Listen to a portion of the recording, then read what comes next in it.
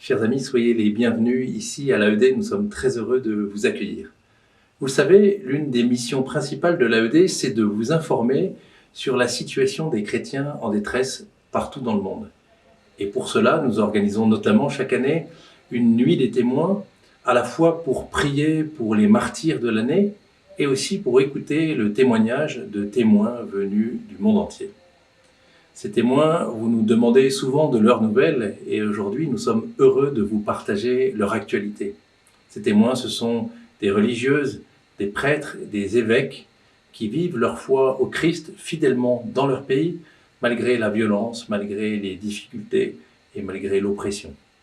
Alors aujourd'hui, en ce temps de confinement qui se termine, nous avons invité 3 de ces témoins à vous donner de leurs nouvelles.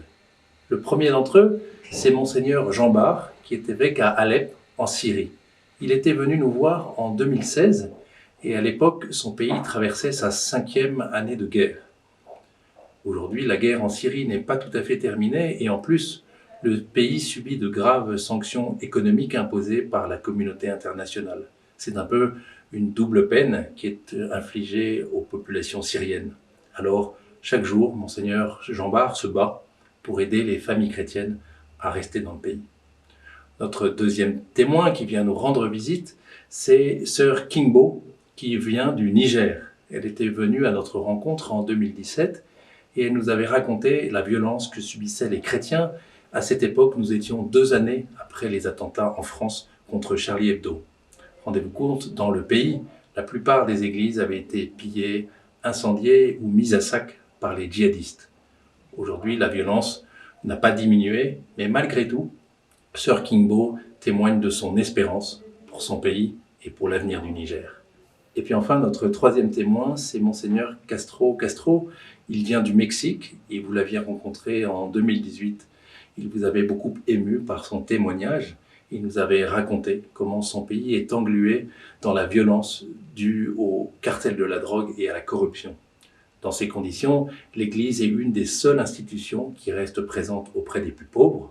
Aujourd'hui, en 2020, la violence n'a pas diminué et l'Église est présente plus que jamais.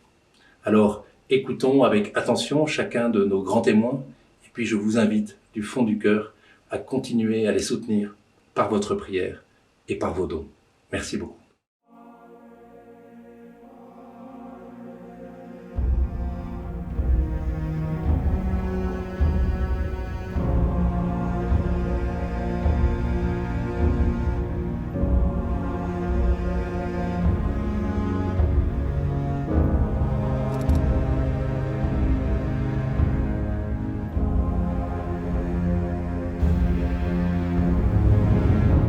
J'avais dit à ce moment-là que quand la paix viendra, la Syrie se relèvera. En fait, la paix sur le champ de bataille s'est arrêtée à Alep et dans beaucoup de régions syriennes. Mais une guerre différente est en train d'être menée pour empêcher la Syrie de se relever, de se réconcilier, de se reconstruire et de se refaire. On nous brûle les moissons. On nous empêche d'avoir des denrées, des médicaments et tout ce dont nous avons besoin par un boycott, par des sanctions injustes et qui ne font que souffrir. Nous sommes vraiment malheureux et nous sommes désemparés. Priver les bébés de leur lait, priver les plus grands des fruits de leur labeur, empêcher les gens de travailler et forcer beaucoup de jeunes à quitter le pays et à émigrer. Nous souffrons beaucoup de cela. Nous souhaitons que la France reprenne ses sentiments humains, ses sentiments de justice et de fraternité et qu'elle les applique dans ses relations avec les peuples. Et qu'un jour, nos frères dans vos pays auront pitié de nous. Tout ce que nous leur demandons, c'est de nous aider à atteindre la paix, de nous aider à nous réconcilier et de nous permettre de reconstruire notre pays. Après tant d'années d'action, de sacerdoce et de service, je me rends compte que nous avons oublié que le Seigneur nous avait promis d'être là et qu'il ne manquera pas d'intervenir. Prions le Seigneur pour la paix dans le monde, en Syrie, et que le Seigneur nous donne la grâce de la foi et de la joie provenant de sa présence parmi nous.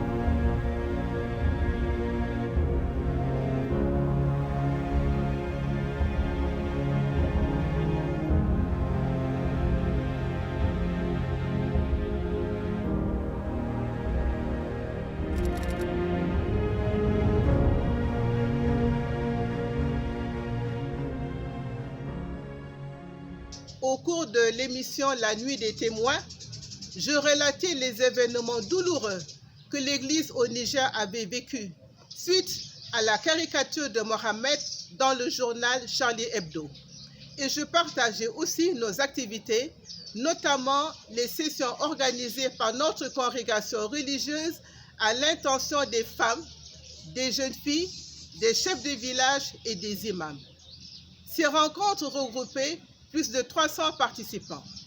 Je dirais aujourd'hui que la situation de l'Église au Niger a évolué positivement. Grâce au témoignage d'amour et de paix de l'Église et de la fraternité des servants du Christ à l'égard de toute la population, la cohabitation entre chrétiens et musulmans est pacifique, même si nous sentons parfois de l'animosité chez quelques-uns. Notre témoignage d'amour et d'ouverture à l'égard de tous est concrétisé par nos œuvres et par le soutien que nous apportons aux populations pour améliorer leurs conditions de vie. Mon espérance est de les voir ainsi découvrir le visage de tendresse et de paix de notre Seigneur Jésus-Christ. En ce moment où l'humanité tout entière est atteinte par la pandémie, je voudrais lancer un message de fraternité et de solidarité.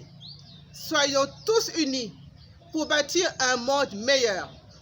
Adoptons des comportements plus humains, simples et fraternels qui traduisent notre amour pour le prochain. Et tournons-nous vers le Dieu d'amour, plein de tendresse et de bonté pour reprendre force et courage. Vivons dans l'espérance.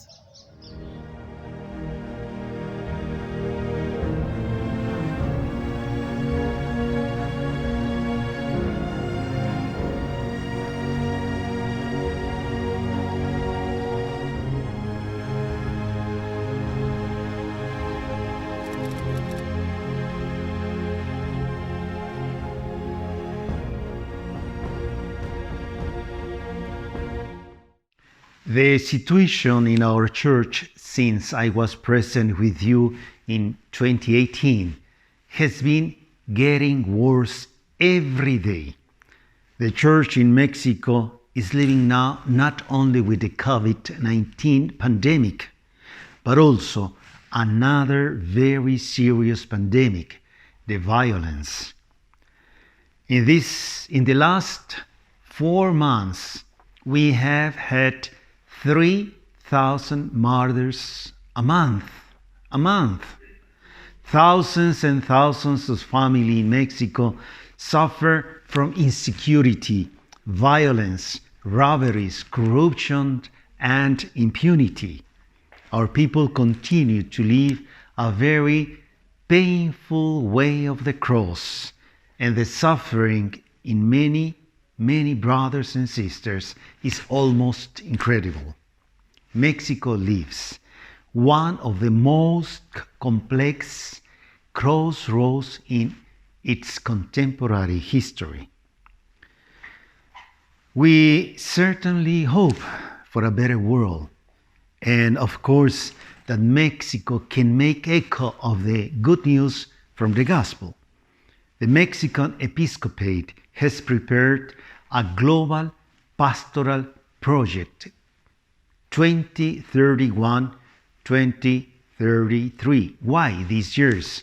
Because they are key years. 2031 because of the 500 years of the miracle of the Virgin of Guadalupe, and 2033 because of the 2000 years of their redemption.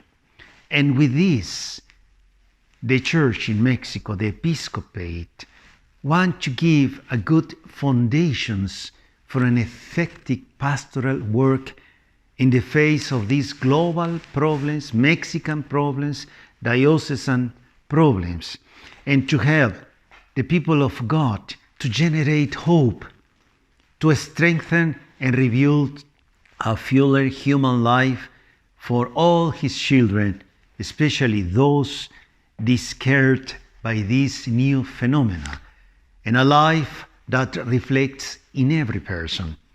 We believe that it is here and now that the good news asks all of us, bishops, priests, consecrated, lay faithful, to realize our answers, valuing our common dignity, together with other brothers and sisters who from other trenches work for this noble endeavor.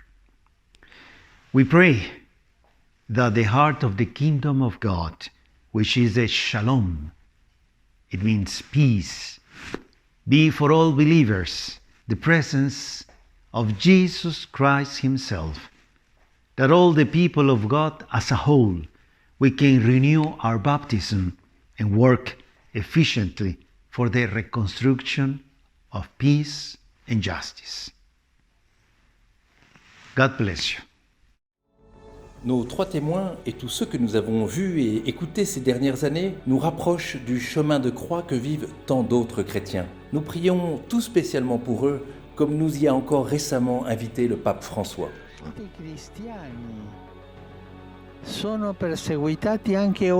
Combien de chrétiens sont persécutés aujourd'hui aussi dans le monde entier? S'ils souffrent pour l'Évangile et avec amour, ce sont les martyrs de notre époque. Possiamo dire con sicurezza che sono più dei martiri dei primi tempi. Tanti martiri. Et nous pouvons dire avec certitude qu'ils sont plus nombreux aujourd'hui que dans le passé. À ces disciples d'hier et d'aujourd'hui qui souffrent de la persécution, Jésus recommande: ne craignez rien de ceux qui tuent le corps, mais ne sauraient tuer l'âme.